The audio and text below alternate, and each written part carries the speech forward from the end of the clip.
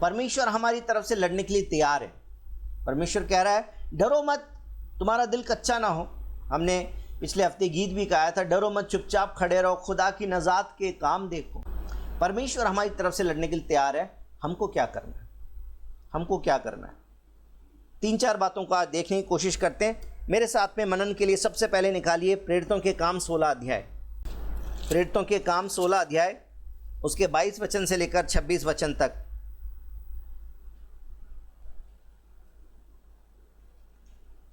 तब भीड़ के लोग उनके विरोध में इकट्ठे होकर चढ़ आए और हाकिमों ने उनके कपड़े फाड़कर उतार डाले और उन्हें बेंत मारने की आज्ञा दी। बहुत बेंत लगवाकर उन्होंने उन्हें बंदी गृह में डाल दिया और दरोगा को आज्ञा दी कि उन्हें चौकसी से रखे। उसने ऐसी आज्ञा पाकर उन्हें भीतर की कोठरी में रखा और उनके पांव काठ में ठोंक दिए। आधी रात के लगभग पौलुस और सीलास प्रार्थना करते हुए परमेश्वर के भजन गा रहे थे और कैदी उनकी सुन रहे थे।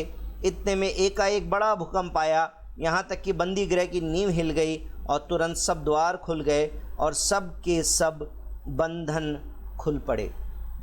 मेरे भाई और बहनों, परिस्थिति आसान नहीं थी। पौलुस को पकड़ लिया है सीलास के साथ में, और उन दोनों को नॉर्मल तरीके से सिर्फ जेल में नहीं डाल दिया है, बल्कि जो अधिकारी हैं उन्होंने कह दिया था कि इनके कपड़े उतार दो, तो उन्होंने कपड़े उतारे नहीं, फाड़ डाले। उनको बेंत मारो, उनको बेंत मारा। और उसके बाद में उन्होंने दरोगा ने आज्ञा दी कि इनको चौकसी से रखना, संभाल के रखना, कहीं ये उठ के चले ना जाएं और दुनिया में जाके फिर से यीशु की बातें ना करने लग जाएं।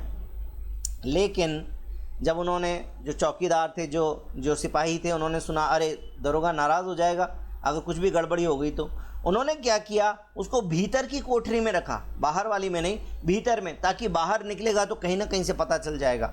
ऊपर से उसके पाँव, उन दोनों के पाँव काठ में ठोक दिए। काठ में कैसे ठोक दिया? आप बोलेंगे अरे यीशु मसीह के ठोक दिए, वैसे ठोक दिए क्या? नहीं, वो लकड़ी का एक ब्लॉक है, उसके अंदर थोड़ा सा गड्ढा हो रखा है, जहाँ पे पाँव रख देंगे उसके ऊपर भी एक लकड़ी है, उसके ऊपर भी हल्का सा कर्व है, और उसको भी रख देंगे और फिर उन दोनों को ठोक के बंद कर देंगे ताकि टांग पे चोट नहीं आएगी, लेकिन टांग ब्लॉक है, अब वहाँ से हिल नहीं सकते। जब ऐसी परिस्थिति है, जब हिल नहीं सकते हैं, जब ऐसी परिस्थिति है, जब कुछ भी नहीं हो सकता है, ऐसी परिस्थिति में आप क्या करेंगे? ऐसी परिस्थिति में आप क्या करेंगे? ये भी तो आत्मिक लड़ाई है ना। उनको जेल में डाल दिया है, ये आत्मिक लड़ाई का हिस्सा है। उन्होंने कुछ गलत नहीं किया, उन्होंने प्रभु यीशु का प्रचार किया है, उन्होंने परमेश्वर के उद्धार का प्रचार किया है, परमेश्वर के प्रेम का प्रचार किया है। उनको उठा के जेल में डाल दिया।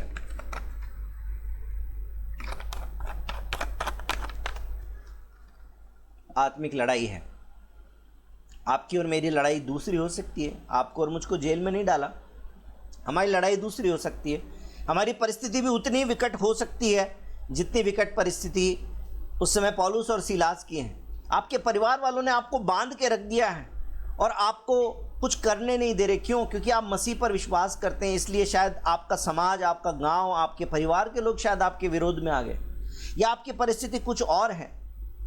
आपको आपके परिवार वालों ने बांध के रख दिया है इस तरीके से जैसे तो बेड़ियों में जकड़ दिया है। हो सकता है आपके फाइनेंसेस ने आपको ऐसा जकड़ के रख दिया है कि आप न राइट जा सकते न लेफ्ट जा सकते, हिलने की आपके पास में जगह नहीं है। आप आर्थिक रूप से इतने तंग हो गए, आपकी बीमारी ने आपको बांध के रख दिया है। आपकी बीमारी जो है वो आपको हिलने नहीं दे रही। आपको लग रहा है कि ये तो मुझे ले ही जाएगी, पता नहीं कौन सी परिस्थिति है।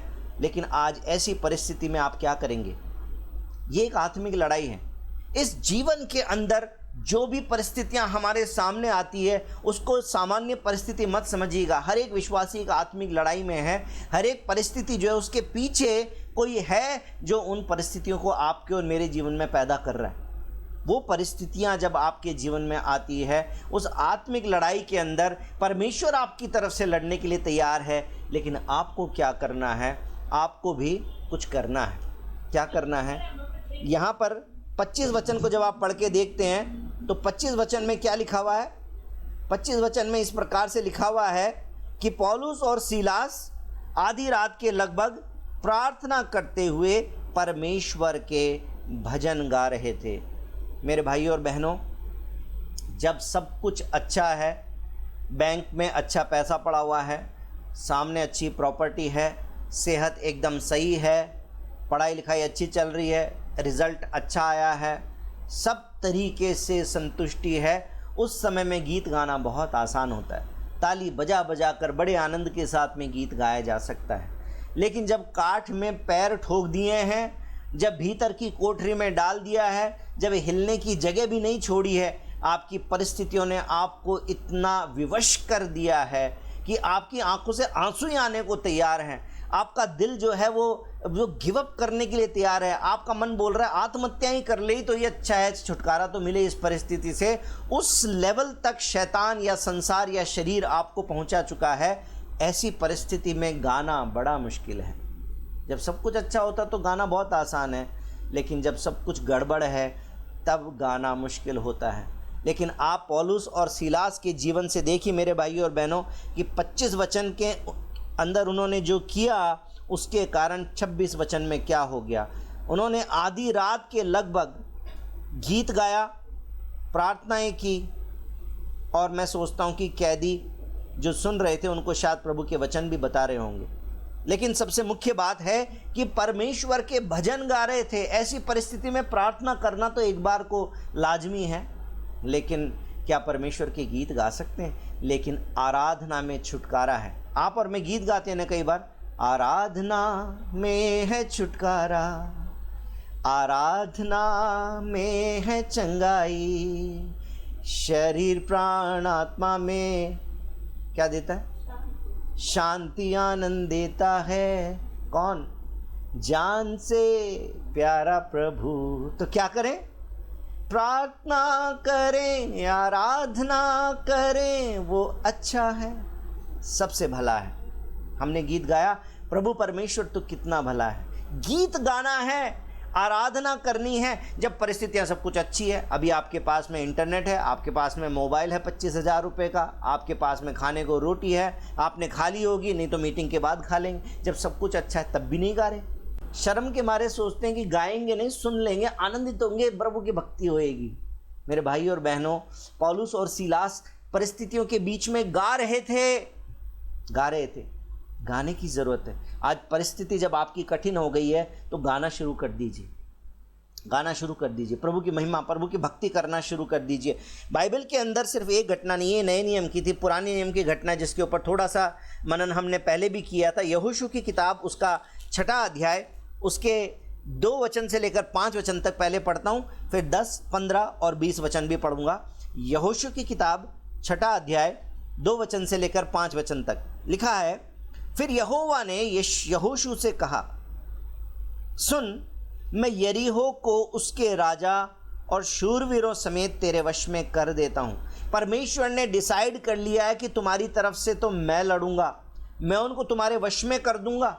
मैंने सोच लिया है, परमेश्वर कह रहा है। लेकिन परमेश्वर लड़ेगा इसका मतलब ये नहीं कि आपको कुछ नहीं करना। वो कह रहा है, सुन, मैं यरीहो को उसके राजा और शूरवीरों समेत तेरे वश में कर देता हूँ, इसलिए तुम में से जितने योद्धा हैं नगर को घेर लें और उस नगर के चारों ओर एक बार घूम आए, और 6 दिन तक ऐसा किया करना। और 7 याजक संदूक के साथ, याजक का काम क्या है? परमेश्वर के याजक जो थे वो परमेश्वर की आराधना में, परमेश्वर की भक्ति में, परमेश्वर के लोगों की अगुवाई किया करते थे। इसका मतलब आराधना का समय है। परमेश्वर कह रहा है कि 7 याजक संदूक के आगे आगे मेढ़ों के सींगों के साथ नरसिंगे लिए हुए चलें। फिर 7वें दिन तुम नगर के चारों ओर 7 बार घूमना, और याजक भी नरसिंगे फूंकते चलें, गिटार बजाते चलें, कीबोर्ड बजाते चलें, ढोलक बजाते चलें, ताली बजाते चलें, आराधना करते चलें। ये कहने का मतलब है। और जब वे मेढ़ों के सींगों के नरसिंगे देर तक फूंकते रहें, तब सब लोग नरसिंगे का शब्द सुनते बड़ी ध्वनि से जय जयकार करना। कैसे? यीशु मसीह की जय, यीशु मसीह की जय। अपने जीवन की परिस्थितियों में यीशु की जय करिए, उसकी महिमा के गीत गाइए, अपने परिस्थिति के बीच में बोलिए यीशु मसीह की जय, बड़ी ध्वनि से जय जयकार करें। तब नगर की शहरपना नींव से गिर जाएगी और सब लोग अपने अपने सामने चढ़ जाएं। इसलिए नून के पुत्र यहोशू ने याजकों को बुलवाकर कहा, वाचा के संदूक को उठा लो और सात याजक यहोवा के संदूक के आगे मेढ़ों के सींगों के साथ नरसिंगा लिए चलें। अब 10वां वचन पढ़िए। 10वें वचन में क्या लिखा है? और यहोशू ने लोगों को आज्ञा दी। पहले परमेश्वर से सुना कि ऐसा ही करना है, यहोशू ने वो बात आगे पहुंचा दी। जैसे परमेश्वर के वचन से मैंने सीखा, ये बात मैंने आपको पहुंचा दी कि क्या करना है, अपनी परिस्थितियों के बीच में आराधना करना है। परमेश्वर ने निर्णय कर लिया, परमेश्वर आपकी तरफ से लड़ेगा, लेकिन आपको ये करना है कि अपनी परिस्थिति के बीच में परमेश्वर के लिए जय जयकार करना। लिखा है तब सब लोग 10वें वचन में, और यहोशू ने लोगों को आज्ञा दी, जब तक मैं तुम्हें जय जयकार करने की आज्ञा न दूं तब तक जय जयकार ना करो, और तुम्हारा कोई शब्द सुनने में ना आए, ना कोई बात तुम्हारे मुंह से निकलने पाए, आज्ञा पाते ही जय जयकार करना। उसके बाद में 15 वचन में आए जरा, क्योंकि पूरी घटना को आप पढ़ के देख लीजिएगा, नोट कर लीजिए। मैं आपको सिर्फ गिनी चुनी बातें बता रहा हूँ, आप पूरा पढ़ेंगे तो परमेश्वर का आत्मा और भी बातें आपको सिखाएगा। लेकिन 15 वचन लिखा है, फिर 7वें दिन वे बड़े तड़के उठकर उसी रीति से नगर के चारों ओर 7 बार घूम आए। केवल उसी दिन वो 7 बार घूमे। और 20 वचन में फिर आके पढ़िए, तब लोगों ने जय जयकार किया और याजक नरसिंगे फूंकते रहे, और जब लोगों ने नरसिंगे का शब्द सुना तो फिर बड़ी ध्वनि से उन्होंने जय जयकार किया। तब शहर पना नींव से गिर पड़ी और लोग अपने अपने सामने उस नगर में चढ़ गए और नगर को ले लिया। जीत गए। परिस्थिति तो सामने बड़ी विकट थी। कितनी बड़ी दीवार थी मालूम है आपको? कभी वैसे तो आपने पता नहीं देखी नहीं देखी, लेकिन जितने जयपुर के लोग हैं, एक बार आमेर का किला घूम कर आइए, है ना, एक बार आमेर का किला घूम के आइए। और जो लोग जयपुर के नहीं हैं, अपने आसपास में जाकर, और कोई बड़ा किला होगा तो किला घूम के आइए, एक हिस्टोरिकल विज़िट करके आइए, और वहाँ पे जाके देख के आइए कि शहर की जो बाहरी दीवार है, मैं तो खुद आश्चर्य में पड़ गया, क्योंकि प्रेरणा जी, मैं, हम बच्चे लोग और हेमा का परिवार, हम लोग घूमने गए। कई बार गया हूँ आमेर, लेकिन जब लास्ट टाइम गया तो मैं बड़ा आश्चर्य कर रहा था कि आज से 500-600 साल पहले राजाओं के समय में जब कोई क्रेन नहीं होती थी, उस समय ये इतने बड़े बड़े पत्थर कैसे उठा के इन्होंने इतनी बड़ी इमारत कैसे बनाई। आजकल हम बनाते हैं 10-15 साल 25 साल के अंदर घर कमज़ोर पड़ जाता है, हमको बार बार उसकी रिपेयरिंग करानी पड़ती है। यहाँ पर राजाओं ने इतने सैकड़ों साल पहले ये कैसे बना दिया। और शहर की जो दीवार है, जो आमेर का जो किला, आप उसकी दीवार जाके देखिए। आगरा में जाएंगे तो लाल किला की दीवार देखिए, दिल्ली में जाएंगे तो लाल किला की दीवार देखिए। आपके शहर में जो किला है उसकी शहरपनाह को देखिए ज़रा, कितनी मजबूत उसकी दीवार होती है। यरीहो की दीवार, इतनी चौड़ी दीवार, हमारे घर की जैसे 9 फुट की दीवार, 9 इंच की दीवार नहीं है, ईंट की दीवार नहीं है मेरे भाई और बहनों। इतनी बड़ी दीवार है जिसके अंदर रहाब वेश्या जो है वो घर बना के रहा करती थी। उसने गुप्तचरों को उस शहरपनाह के अंदर, उस दीवार के अंदर अपने घर में पनाह दे दी थी, और वो वहाँ से इस तरफ में प्रवेश कर गए और इधर से उधर चले गए। इतनी बड़ी है, एक रथ उसके ऊपर से आराम से निकल जाए, इतनी चौड़ी दीवार है। इतनी चौड़ी दीवार को हाथी की टक्कर मार लीजिए, इतनी चौड़ी दीवार को आप बुलडोजर से टक्कर मार लीजिए, टूटेगी नहीं। आजकल तो हमारे पास तरीका है, डायनामाइट लगा देंगे, बम विस्फोट कर देंगे, उड़ा देंगे उसको।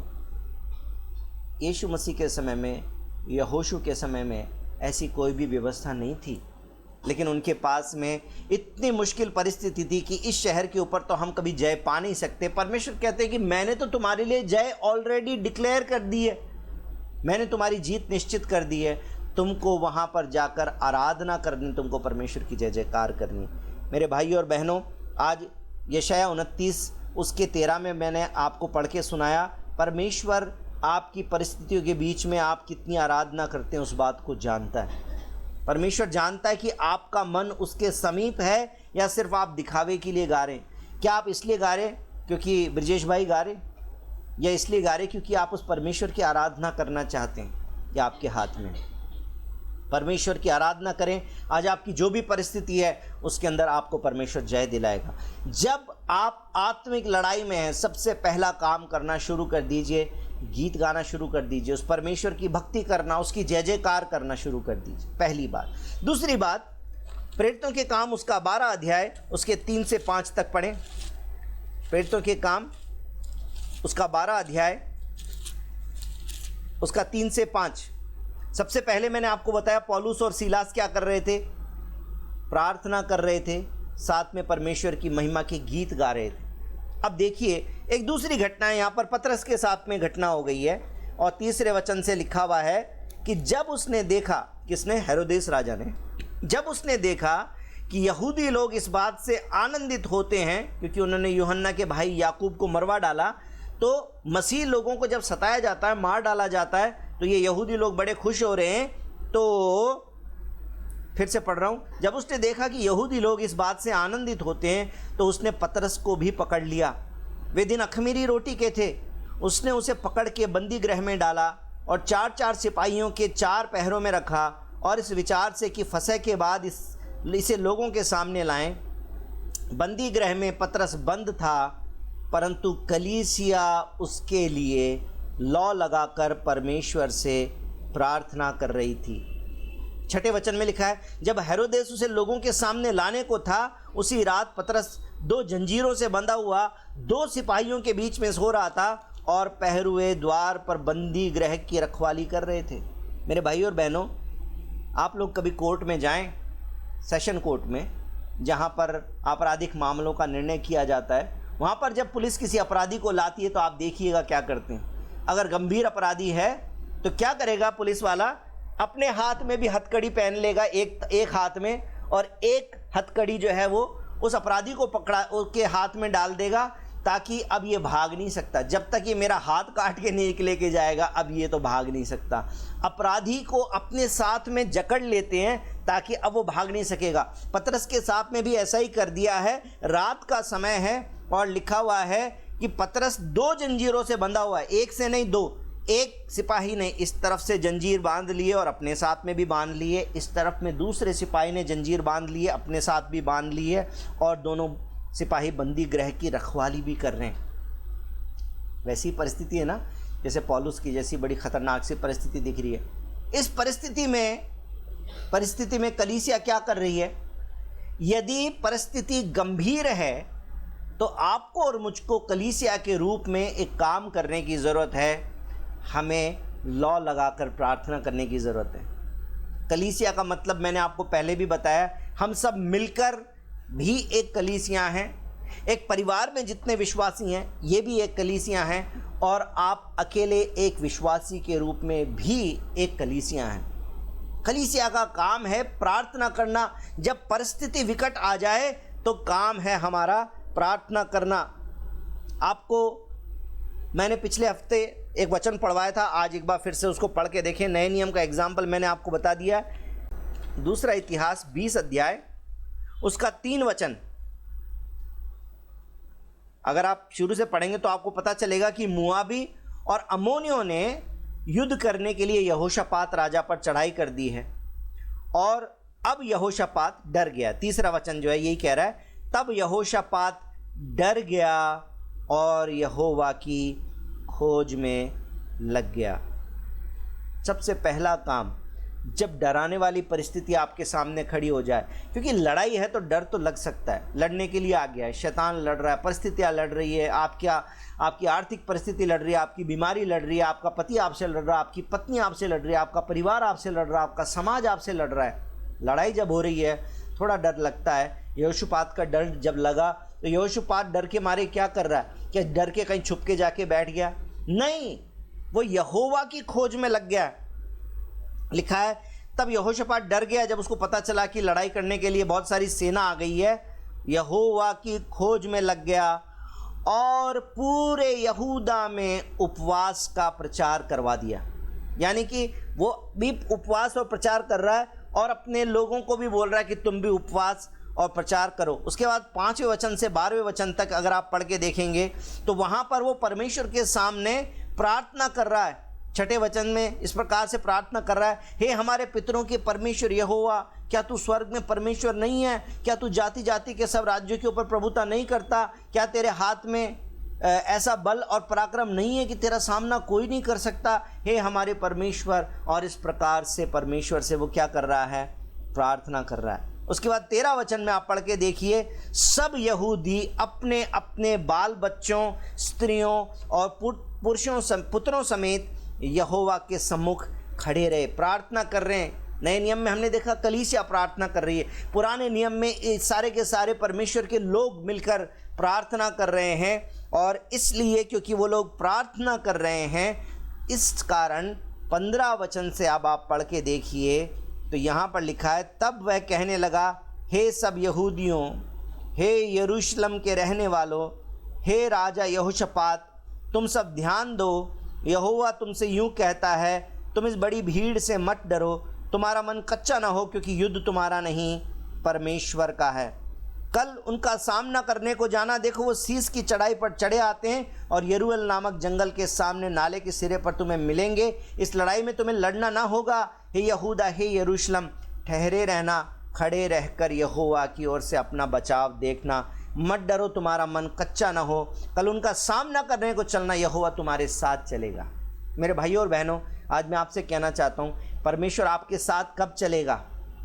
आपकी परिस्थिति तो है, आत्मिक लड़ाई तो हो रही है, जीवन में परिस्थिति हर दिन आ रही है। कोई फेलियर का सामना कर रहा है, कोई हार का सामना कर रहा है, कोई असफलता का सामना कर रहा है, कोई बीमारी का सामना कर रहा है, कोई फाइनेंशियल चैलेंज का सामना कर रहा है, कोई सामाजिक समस्या का सामना कर रहा है, कोई पारिवारिक समस्या का सामना कर रहा है। हम सब के जीवन में अलग अलग प्रकार की समस्याएं हो सकती हैं, लेकिन यहोवा आपकी तरफ से लड़ने के लिए तैयार है। दुश्मन के सामने जाके खड़े होने से पहले क्या करना है? प्रार्थना करना है, प्रार्थना करना है। पौलुस और सीलास जेल में थे, प्रार्थना कर रहे थे। पतरस जब जेल में था, कलीसिया उसके लिए प्रार्थना कर रही थी। यहोशापात राजा डर गया है, अटैक करने के लिए दूसरी सेना आ गई है। पूरा राजा और उसके सारे लोग क्या कर रहे हैं? प्रार्थना कर रहे हैं। जब आत्मिक लड़ाई आपके सामने है तो हम इस लड़ाई को जीत जाएंगे, क्योंकि परमेश्वर हमारी तरफ है। लेकिन हमको क्या करना है? हमको प्रार्थना करना है। व्यक्तिगत रूप से भी प्रार्थना करना है, कलीसिया के रूप में भी प्रार्थना करना है। कलीसिया के रूप में तो मैंने आपको बता दिया है ना, पतरस गंभीर परिस्थिति में था, दोनों तरफ से पहरेदारों ने पकड़ रखा था। और उसके बाद में पर वो कलीसिया जब प्रार्थना कर रही थी तो क्या हो गया वहाँ पर? एक बार फिर से आप आकर देख लीजिए प्रेरितों के काम और 12 अध्याय जिसको हम पढ़ रहे थे, वहाँ पर थोड़ी सी देर में 6 वचन से आगे जब उन्होंने कलीसिया प्रार्थना कर रही थी और उन्होंने बांध रखा था, तो 7 वचन से लिखा है, देखो प्रभु का एक स्वर्गदूत आ खड़ा हुआ और उस कोठरी में ज्योति चमकी। उसने पतरस की पसली पर हाथ मार के उसके जगह उसको, वो उठ जल्दी कर, और उसके हाथों से जंजीरें खुलकर गिर पड़ी। तब स्वर्गदूत ने कहा, कमर बांध, अपने जूते पहन। उसने वैसा किया। फिर उसने उससे कहा, अपना वस्त्र पहन, मेरे पीछे हो ले। और वह निकलकर उसके पीछे हो लिया। वो जानता तो नहीं था कि वो जो कुछ स्वर्गदूत कर रहा है ये सच है या दर्शन देख रहा हूँ। तब वे पहले और दूसरे पहरे से निकलकर उस लोहे के फाटक पर पहुँचे जो नगर की ओर है। वह उनके लिए आप से आप खुल गया और वे निकलकर एक ही गली गए और स्वर्गदूत उसे छोड़कर चला गया। तब पतरस ने सचेत होकर कहा, अब मैंने सच जान लिया कि प्रभु ने अपना स्वर्गदूत भेजकर मुझे हेरोदेस के हाथ से छुड़ा लिया। यहूदियों की सारी आशा तोड़ दी है। मेरे भाई और बहनों, जंजीरें टूट गई, जंजीरें टूट गई। परमेश्वर तो लड़ने के लिए तैयार है, परमेश्वर स्वर्गदूत को भेजने के लिए तैयार है। आज आपकी परिस्थिति में परमेश्वर आपकी जंजीरों को तोड़ने वाला है, लेकिन आपको क्या करना है? आपको प्रार्थना करनी है। व्यक्तिगत रूप से आप प्रार्थना करना समझ लीजिए कि यदि मत्ती की किताब 26 अध्याय पढ़ के देख लीजिएगा, यीशु मसीह स्वयं प्रार्थना करते हैं। आइए मेरे साथ पढ़ के देखिए जरा, मत्ती की किताब 26 अध्याय उसका 36 से लेकर और 46 तक जब आप पढ़ेंगे तो वहाँ पर क्या हो रहा है? वहाँ पर यीशु मसीह, मत्ती 26 उसका 36 से 46, यीशु मसीह क्रूस का सामना करने वाले हैं। यीशु मसीह एक आत्मिक लड़ाई में जाने वाले हैं, जहाँ पर उनको पकड़ाया जाएगा, उनके शरीर पर वेदना डाली जाएगी, सारे संसार का पाप उनके ऊपर डाला जाएगा, परमेश्वर से उनका वियोग हो जाएगा और सारे जगत का पाप चुकाने के लिए यीशु मसीह क्रूस पर मरेगा। ये होने वाला है, लेकिन होने से पहले यीशु मसीह क्या करने गए हैं? 36 वचन में लिखा है, तब यीशु अपने चेलों के साथ गतसमनी नामक एक स्थान में आया और अपने चेलों से कहने लगा, यहीं बैठे रहना जब तक मैं वहाँ जाकर प्रार्थना करूँ। और पूरी घटना को पढ़ के देखिएगा, यीशु मसीह स्वयं भी प्रार्थना कर रहे थे और अपने चेलों से भी चाहते थे कि चेले भी प्रार्थना करें। अगर आत्मिक लड़ाई में हैं, परमेश्वर आपको जिताने पर है, लेकिन आपको क्या करना है? आपको प्रार्थना करना, हमको प्रार्थना करना है। बोले यीशु मसीह की जय। अब वो वचन आइए निर्गमन की किताब में, वहाँ पर एक घटना हो रही है और एक लड़ाई चल रही है। वहाँ पर निर्गमन की किताब उसका 17 अध्याय, वहाँ पर एक लड़ाई चल रही है और उस लड़ाई के बीच में मूसा के साथ में ये बात घटी है। निर्गमन 17 उसका 8 से 13 तक, यहाँ पर अमालेकी आकर और इजरायलियों से लड़ने लगे। तब मूसा ने यहोशू से कहा, हमारे लिए कई पुरुषों को चुनकर छांट ले और बाहर जाकर अमालेकियों से लड़, और मैं कल परमेश्वर की लाठी हाथ में लिए हुए पहाड़ी के चोटी पर खड़ा रहूंगा। मूसा की इस आज्ञा के अनुसार यहोशू अमालेकियों से लड़ने लगा और मूसा, हारून और हूर पहाड़ी की चोटी पर चढ़ गए। जब तक मूसा अपना हाथ उठाए रहता था तब तक इजराइल प्रबल होता रहता था, परंतु जब वो नीचे करता था तब अमालेकी प्रबल हो जाते थे।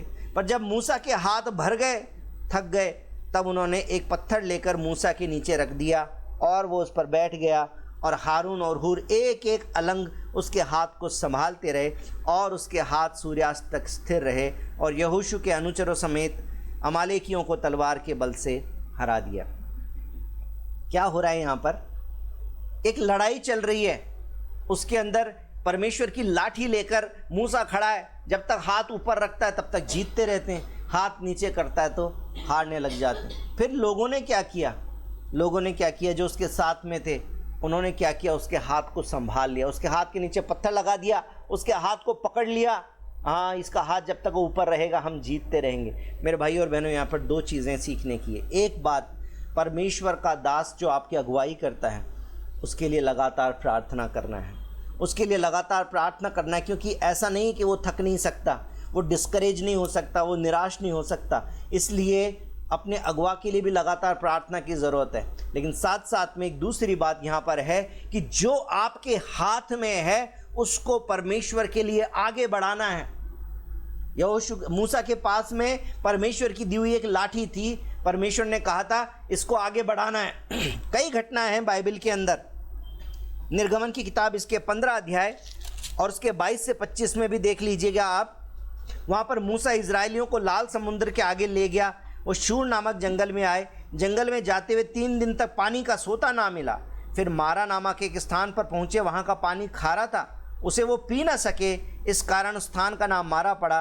तब वे कहकर मूसा के विरुद्ध बकबक करने लगे, हम क्या पिए? तब मूसा ने यहोवा की दुहाई दी और यहोवा ने उसे एक पौधा बतला दिया, जिसे जब उसने पानी में डाला तो पानी मीठा हो गया। परमेश्वर चाहता तो वैसे भी पानी मीठा कर सकता था ना। एक आत्मिक लड़ाई है, चलते चलते थक गए, प्यास लग गई है, अब कुड़कुड़ाने लगे। मूसा बोलता है, प्रभु क्या करूं? परमेश्वर ने कहा, ये पौधा लो, ये पानी में डाल दो, पानी मीठा हो जाएगा, कड़वा पानी मीठा हो जाएगा। परमेश्वर चाहता तो वैसे ही मीठा कर देता, कोई बात नहीं, मैं अभी इसी समय हाथ बढ़ाता हूँ, ये मीठा हो जाएगा। लेकिन परमेश्वर ने बोला, तू अपने हाथ में ये पौधा ले ले, इसको पानी में डाल दे। आज आपके और मेरे पास में जो कुछ है उसको परमेश्वर के हाथ में सौंप दें। यदि आत्मिक लड़ाई में है तो जो भी कुछ है उसको परमेश्वर के हाथ में सौंप दें। आप बीमारी की अवस्था में अपनी दवाई को परमेश्वर के हाथों में सौंप दें। आप फाइनेंशियली प्रॉब्लम में अपने पास जो कुछ है उसको परमेश्वर के हाथों में सौंप दें। आप लीगल समस्या में आपके कागजात जो हैं, जो आपके पास नोटिस आया, उसको आप परमेश्वर के हाथ में सौंप दें। आपके पास जो कुछ है, 5000 लोग सामने खड़े हैं, यीशु मसीह कहते हैं, हाँ भाई खाना खिलाओ इनको, फिलिपुस इनके लिए खाना ले आओ।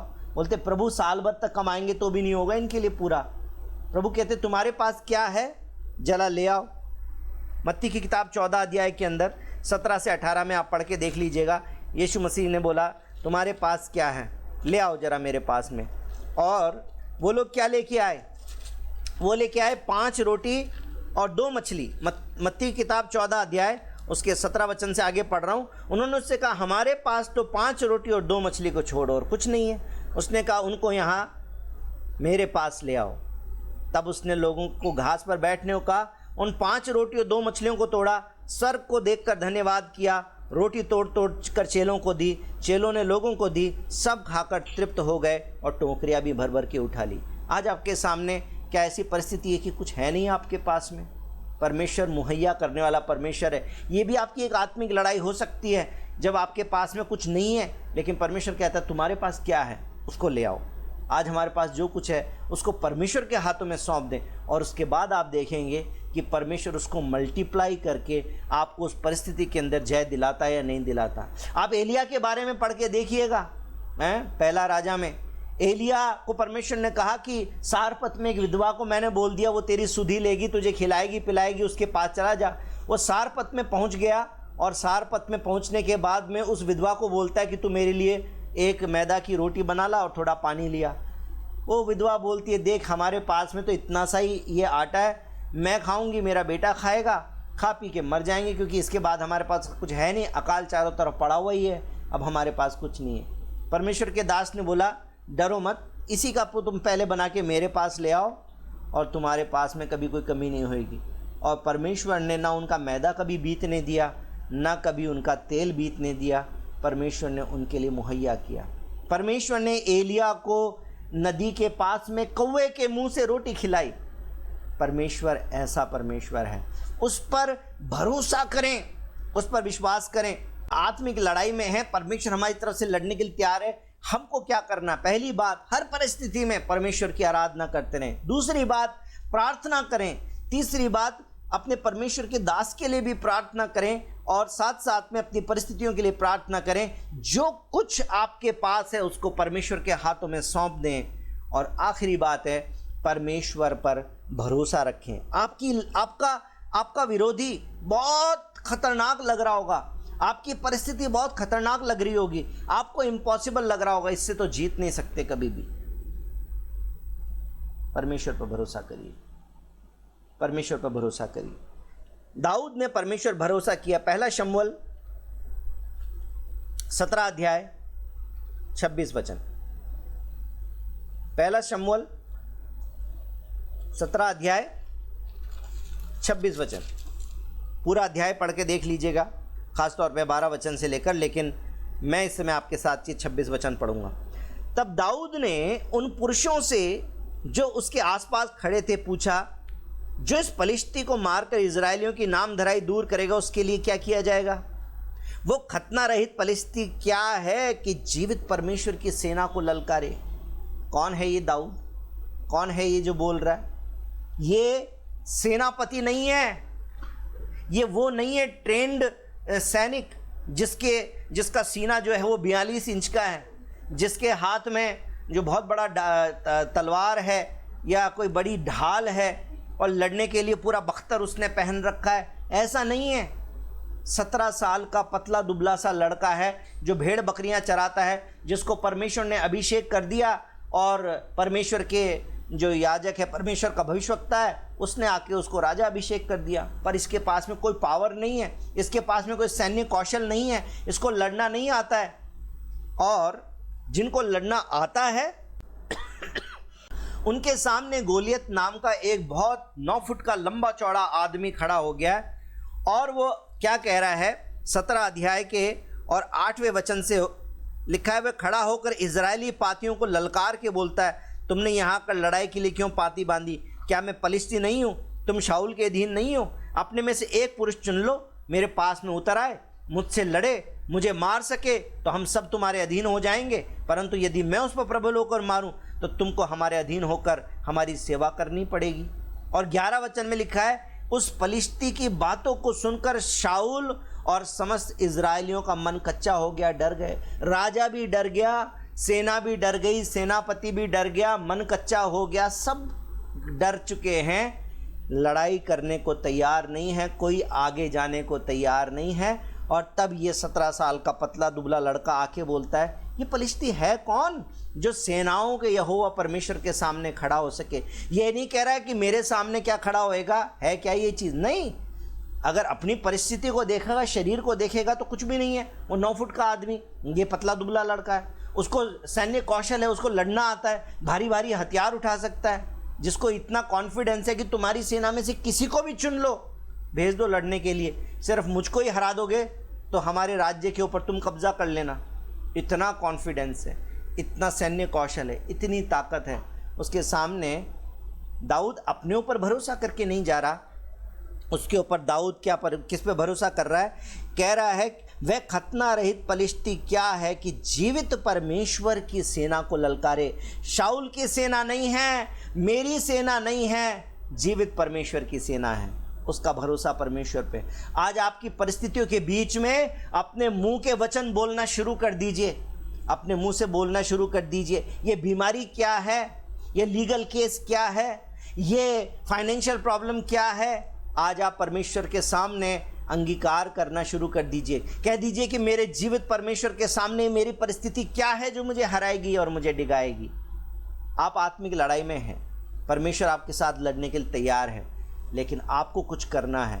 आपको परमेश्वर की आराधना करनी है, आपको प्रार्थना करनी है, आपको जो कुछ आपके पास है वो परमेश्वर के हाथों में सौंपना है। आपको परमेश्वर पर भरोसा करना है, आपको परमेश्वर पर भरोसा करना है। मेरे भाइयों और बहनों, परमेश्वर पर भरोसा करिए अपनी हर एक परिस्थिति में। परमेश्वर आपकी तरफ से लड़ने के लिए तैयार है, लेकिन आपको भी कुछ करना है। बोले यीशु मसीह की जय।